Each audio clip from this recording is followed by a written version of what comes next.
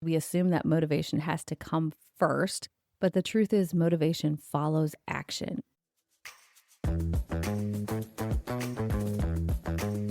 You're listening to Overwhelmed Working Woman, the podcast that helps you be more calm and more productive by doing less. I'm your host, Michelle Gauthier, a former overwhelmed working woman and current life coach. On this show, we unpack the stress and pressure that today's working woman experiences. And in each episode, you'll get a strategy to bring more calm, ease, and relaxation to your life.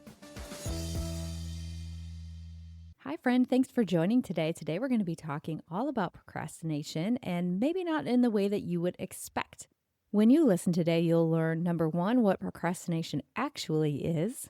Spoiler alert, it's not laziness. And 5 sneaky ways that it might be sabotaging your productivity, both at work and at home. And of course, what to do about it, what to do about each one of those. I think it's funny that when I was writing this episode, and this is actually my third time starting the recording on this episode, I found myself falling into 2 of these 5 that I'm about to tell you about. So I'm here to say that procrastination can easily sneak up on us, even as I'm writing and recording a podcast about procrastination. So today, by the time you're finished listening to this episode, you will know what to do for each one of these types of procrastination. But let's dig in first by talking about what procrastination is and isn't. We think procrastination is, I'm lazy, I have no willpower, I'm bad at time management, I need to be more disciplined, I need to try harder, all those kinds of thoughts.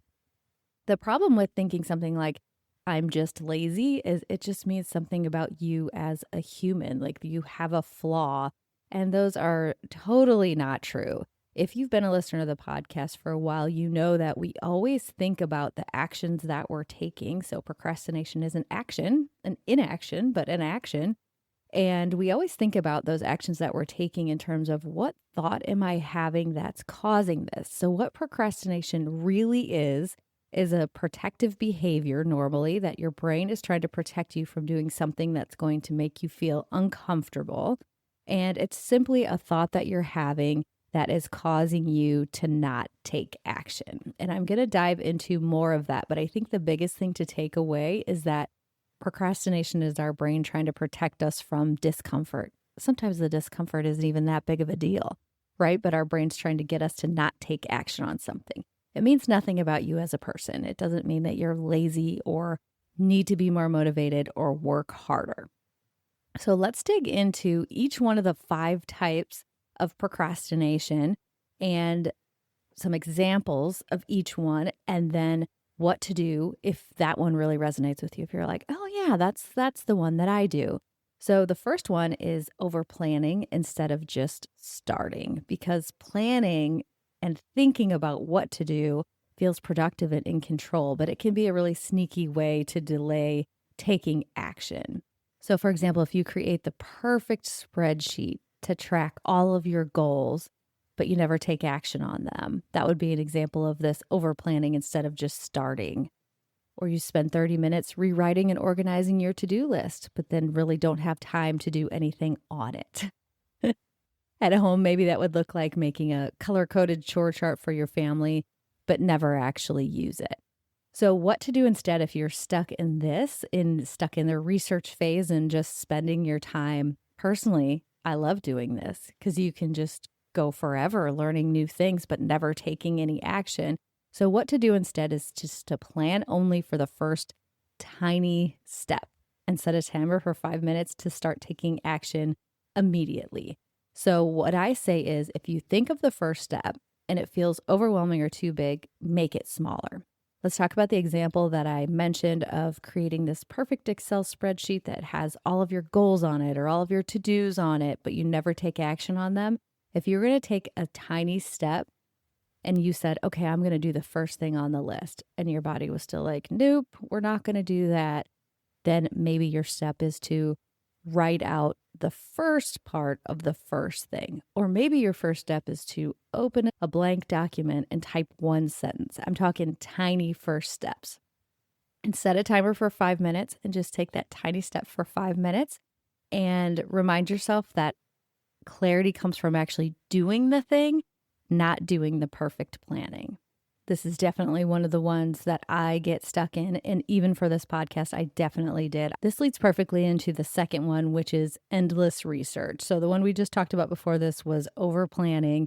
Endless research is very similar to this one, where you just keep doing research on a topic before you take action, because research gives us the illusion of being productive and being prepared and learning so many things about it in order to just be fully prepared. But the procrastination part is never taking action. So maybe you want to start meal prepping and you watch a ton of meal prep videos on TikTok and it looks fun and you just keep spending hours watching them, but you keep ordering takeout. This is very similar to the one ahead. It's being stuck in that planning or research phase instead of taking action. So the prescription for this one is very similar to the one above. Set a time to limit your research and then choose that one tiny step and take it. Okay, the next one is waiting to feel motivated. We do this one because we assume that motivation has to come first, but the truth is motivation follows action. So we start feeling motivated once we start doing it. So for example, at work, maybe you need to write a tough email or have a tough conversation with someone, but you keep pushing it off because you're waiting until you feel calm and clear and motivated to have that conversation. Same thing with a big project in the house. Maybe you delay cleaning the garage until you feel motivated to do it. Same can be true of like going for a walk or working out. I think the most powerful thing to do for this one is to remind yourself that motivation isn't a magical force that floats around the universe and just lands on you sometimes and doesn't land on you sometimes. It's created by the way that we're thinking. What my trick is, instead of trying to make yourself motivated to do something, just remind yourself that you can do it, you can take action, even if you don't feel motivated. So what I tell myself is, for example, let's say I don't feel like working out when my alarm goes off in the morning and I don't feel motivated to do it. That's fine. I don't have to feel motivated in order to go to the gym. I know that on Sunday, I made a plan. I chose the times I was going to work out. I chose the workouts that I was going to do. And my job isn't to feel motivated. My job is just to do it. So that's what I tell myself. You could use a thought like, this is part of the plan that I made for myself. I'm going to get started now. It doesn't matter how I feel about it right now. And if that still feels like too much, you could also use that 5-minute, 10-minute rule. If we're talking about the example of cleaning out the garage, I'm going to spend 10 minutes just to get started and see how it feels.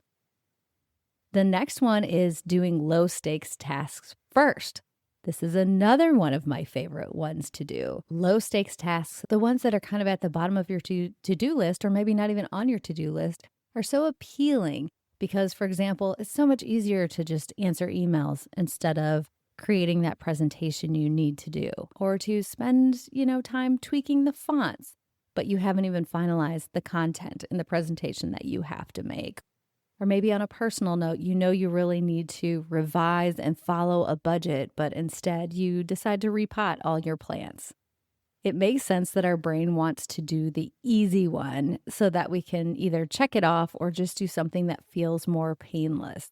But the solution for this one is to ask yourself, is this task urgent or is it just easy? Am I just doing this one because I want to be making some progress and it's easy, but is it the urgent task that I want to work on? And then again, for each one of these, you're going to hear me say the same thing, which is do it for a set amount of time. Just get started, 10 minutes, 5 minutes, whatever it takes to move through the difficult task that you're avoiding. The last one is, especially for my people pleasers out there, one way that we procrastinate is to help other people instead of facing our own priorities or whatever it is that we need to do. A classic example of this might be staying late to help a coworker with their project, even though you're behind. Or you jump in to fix someone else's spreadsheet instead of asking for help on your own workload. Or from a home perspective, I feel like we often do things for our kids or our partner instead of the personal things that we have on our own to-do list. So what to do instead on this one is to set boundaries. A boundary like, I can help you after I finish what I'm working on for myself.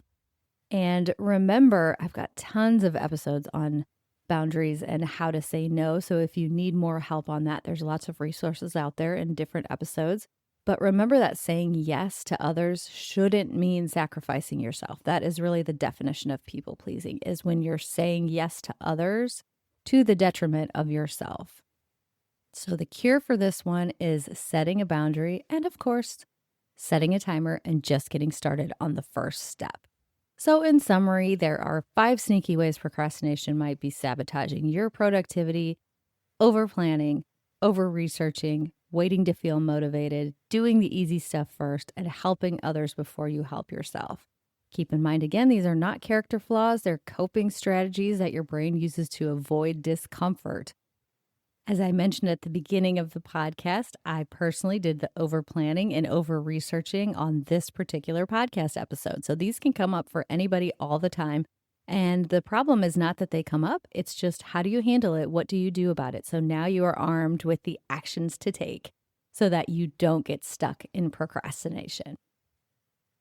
If this episode hits home, please share it with a friend or leave a review. Those things mean so much to me, and they are so helpful for us to grow the podcast.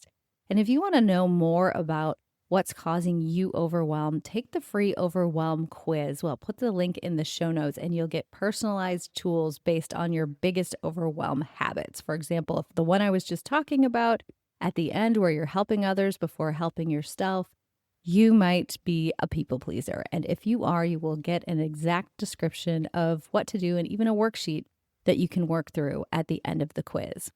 Okay, have a great week.